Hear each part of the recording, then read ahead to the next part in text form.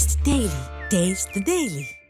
ಪತ್ರಿಕೆಯಲ್ಲಿ ಇವತ್ತು ಮೊದಲನೇ ಸುದ್ದಿನೇ ಇರುವಂತದ್ದು. ದೆಹಲಿ ರೀತಿ ರಾಜ್ಯದಲ್ಲೂ ಕೂಡ ಬೀದಿ ನಾಯಿ ಶೆಡ್ಗೆ ಕಳಿಸೋದಕ್ಕೆ ಕೂಗು ಕೇಳಿ ಬರ್ತಾ ಇದೆ.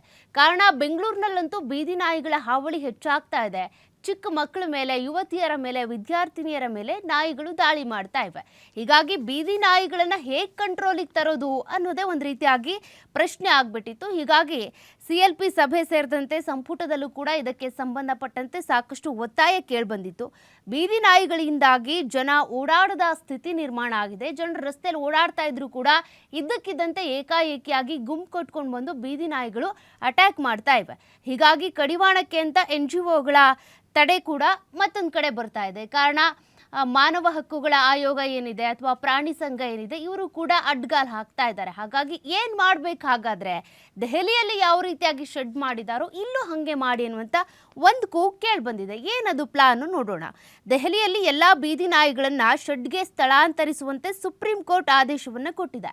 ಅದರ ಬೆನ್ನಲ್ಲೇ ರಾಜ್ಯದಲ್ಲೂ ಕೂಡ ಬೀದಿ ನಾಯಿಗಳ ಹಾವಳಿ ಏನು ಹೆಚ್ಚಾಗಿದೆ, ಇದನ್ನು ನಿಯಂತ್ರಣ ಮಾಡಬೇಕು ಅನ್ನುವಂಥ ಒತ್ತಾಯ ವಿಧಾನಮಂಡಲದ ಒಳಗೂ ಕೂಡ ಹೊರಗೂ ಕೂಡ ಕೇಳಿಬಂದಿದೆ.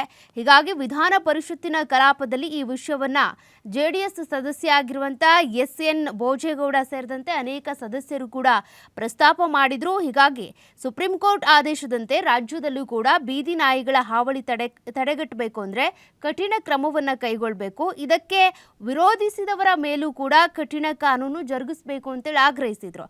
ಇನ್ನು ಪ್ರಶ್ನೋತ್ತರ ವೇಳೆ ವಿಷಯ ಪ್ರಸ್ತಾಪ ಮಾಡಿದಂಥ ಭೋಜೇಗೌಡ, ನಗರ ಪ್ರದೇಶಗಳಲ್ಲಿ ಬೀದಿ ನಾಯಿಗಳ ಹಾವಳಿ ಹೆಚ್ಚಳ ಆಗ್ತಾ ಇದೆ.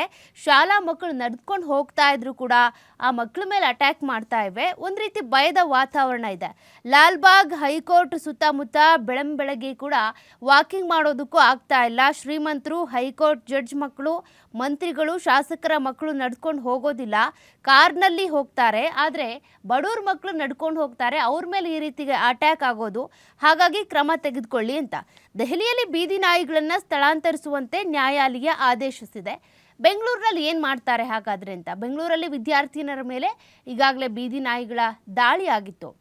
ವಾಕಿಂಗ್ ಹೊರಟವರ ಕೈ ಹಾಗೂ ಕಾಲಿಗೆ ಕಚ್ಚಿ ಗಾಯ ಆಗಿದೆ. ಪಾಪ ಅವರು ICUನಲ್ಲಿ ಚಿಕಿತ್ಸೆಯನ್ನು ಪಡ್ಕೊಳ್ತಾ ಇದ್ದಾರೆ. ಇಬ್ಬರು ಕೂಡ ಚೇತರಿಸಿಕೊಂಡಿದ್ದಾರೆ ಅನ್ನೋದು ಗೊತ್ತಾಗ್ತಾ ಇದೆ.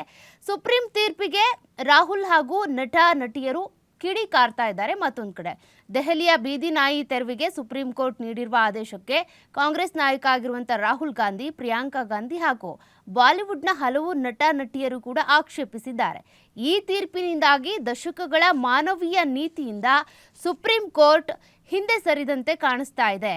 ಕಳುಹಿಸುವುದು ಏನಿದೆ ಕ್ರೂರ ಅಂತೇಳಿ ರಾಹುಲ್ ಗಾಂಧಿ ಅವರು ಹೇಳಿದ್ದಾರೆ.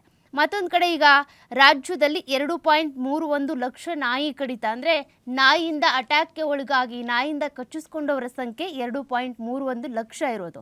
ರೇಬಿಸ್ಗೆ 19 ಜನರು ಬಲಿಯಾಗಿದ್ದಾರೆ. ನಾಯಿ ಕಡಿತವನ್ನು ನಿರ್ಲಕ್ಷ್ಯ ಮಾಡಿ ಅವರಿಗೆ ರೇಬಿಸ್ ಉಂಟಾಗಿ ಸಾವನ್ನಪ್ಪಿದವರ ಸಂಖ್ಯೆ 19 ಇದೆ. ರಾಜ್ಯದಲ್ಲಿ ಜನವರಿಯಿಂದ ಕೂಡ ಜೂನ್ ಅವಧಿಯಲ್ಲಿ ನಾಯಿಗಳ ಕಡಿತ ಪ್ರಮಾಣ ಹೆಚ್ಚಾಗ್ತಾ ಇದೆ. 36.20 ಅಧಿಕ ಆಗಿರೋದು. 2.31 ಲಕ್ಷಕ್ಕೂ ಅಧಿಕ ಜನರು ನಾಯಿ ಕಡಿತಕ್ಕೆ ಒಳಗಾಗಿರೋದು.